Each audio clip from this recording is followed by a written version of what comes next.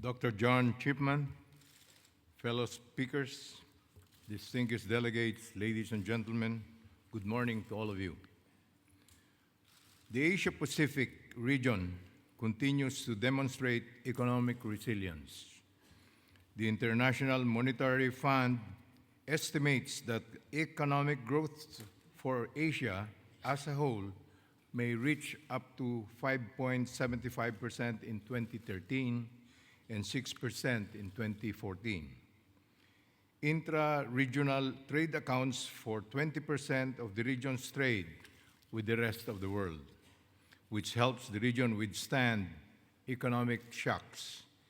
In sustaining economic growth and promoting regional prosperity, it is our humble belief that the defense sector shares the responsibility of mitigating emerging regional security risks in order to provide an environment conducive to economic development. The regional security environment continues to evolve. More issues are becoming security concerns as they negatively affect our quality of life and limit our policy options. The Philippines is of the view that there are currently three new security trends for us to consider. One, the re-emergence of previously dormant traditional security concerns. Two, new aspects of recognized non-traditional security issues. And three, emerging security risks. Traditional security concerns, including territorial disputes, issues surrounding the Korean Peninsula, military modernization and arms race, and proliferation of weapons, remain high in the regional security agenda. Sensitive issues placed in the back burner in the past have re-emerged to take center stage. This dispels notion that these issues have become irrelevant in the 21st century with the emergence of non-traditional security challenges. Given this, while sensitive issues will not be resolved overnight, it would be timely for states to cooperate in finding means to achieve long-lasting regional stability through mechanisms provided by international law with the hope of setting these issues with a sense of finality. Let me move on to the next trend. A number of issues, including maritime security, disaster response, and cybersecurity, have been recognized as security issues.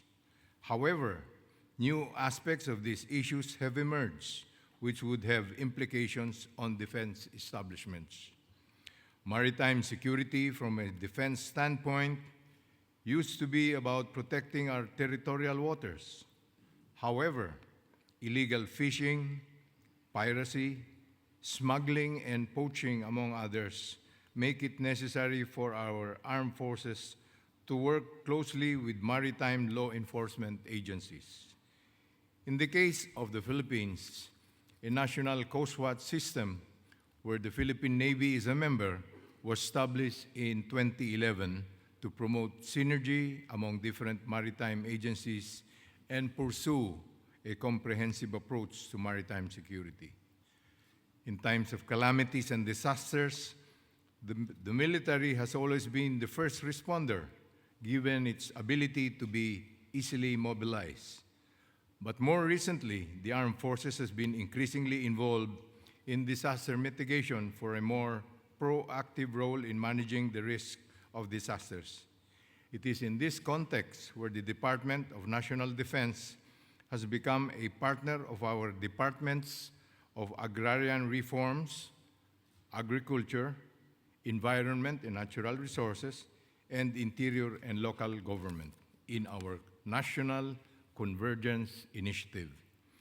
This initiative aims to develop selected military reservations into 3 nurseries and plantations, which is beneficial both for the environment and in our efforts to minimize the risk of disasters by preventing soil erosion.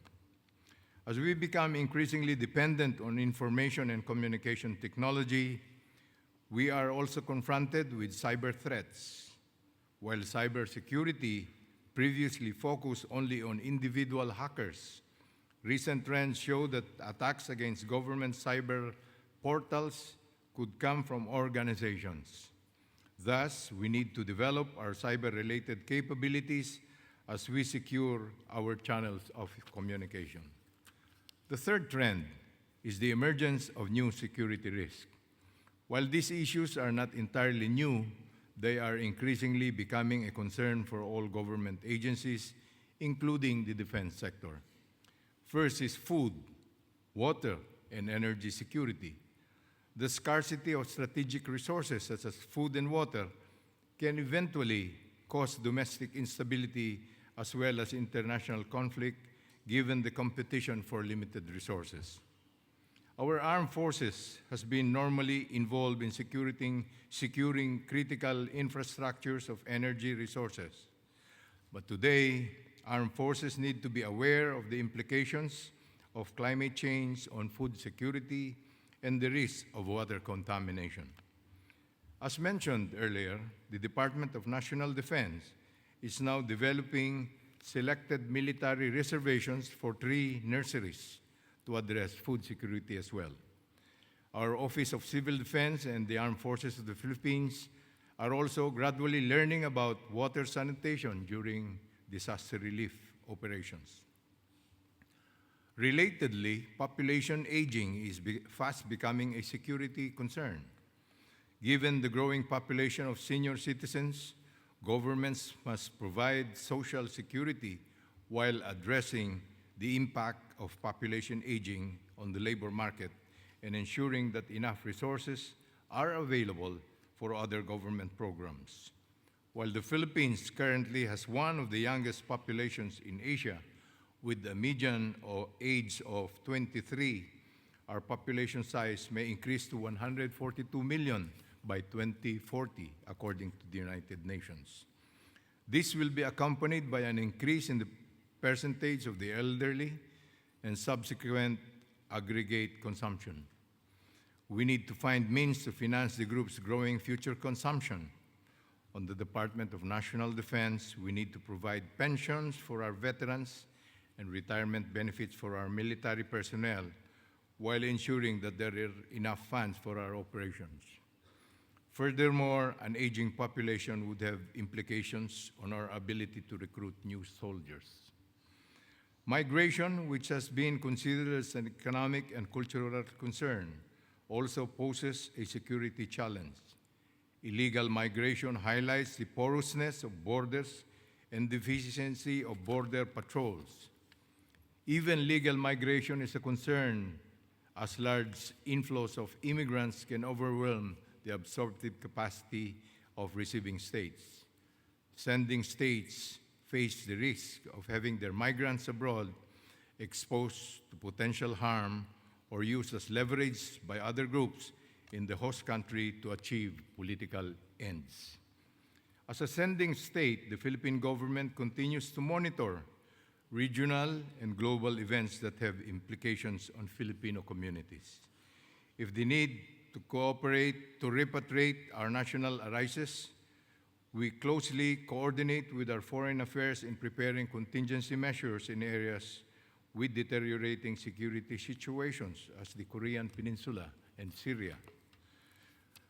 With regard to health security, pandemics, outbreak of diseases, and attacks involving the use of biological agents demonstrate how medical concerns have become security issues. Global pandemics and the misuse of biotechnology transcend borders and can result in widespread loss of lives and property. It is imperative to find means to develop our biodefense capabilities to contribute in addressing health security matters. In view of the number of new security risks, defense establishments now face a paradox. The emergence of security issues compels defense forces to address them, but doing so could induce them to lose sight of their primary competence. The challenge, therefore, is how to broaden sets while maintaining proficiency in the core competence of defense forces, given our limited material human resources. To do this, the department has put in place a system to effectively manage our limited resources in a timely and cost-efficient manner, identify and meet prioritized needs, and make the necessary budget allocations. Prioritized areas are those that fall directly within the mandate of the department. Non-traditional security areas, which require the shared responsibility of the defense establishments, are also considered in our planning. The department coordinates closely with other government agencies and the private sector to identify its appropriate role in addressing such issues. This is in line with our President's whole-of-nation approach, which goes beyond the whole-of-government approach. In addition to domestic interagency efforts and public-private partnerships, bilateral and multilateral cooperation help us address new security risks. First, it is necessary to continuously assess regional security issues and exchange views given the rapid changes in the security environment. The ARF, ADMM, ADMM Plus, and other regional security fora, including the Shangri-la Dialogue, have facilitated such exchanges among us. Exchanging views does not only enable us to learn new insights from each other, it also helps build trust and confidence among others. However, we must go beyond confidence-building measures and undertake practical cooperation to translate dialogue and exchange of views to tangible benefits for our country. Such is the value of the ADMM and the ADMM Plus, which allows us to tap into each other's resources and expertise and to work together in addressing emerging security challenges. For its part, the Philippines would like to take this opportunity to reaffirm our commitment to sustain dialogue on relevant security issues, as well as enhance practical cooperation with our Asia-Pacific neighbors and other partners in pursuit of regional and global peace and stability. Thank you.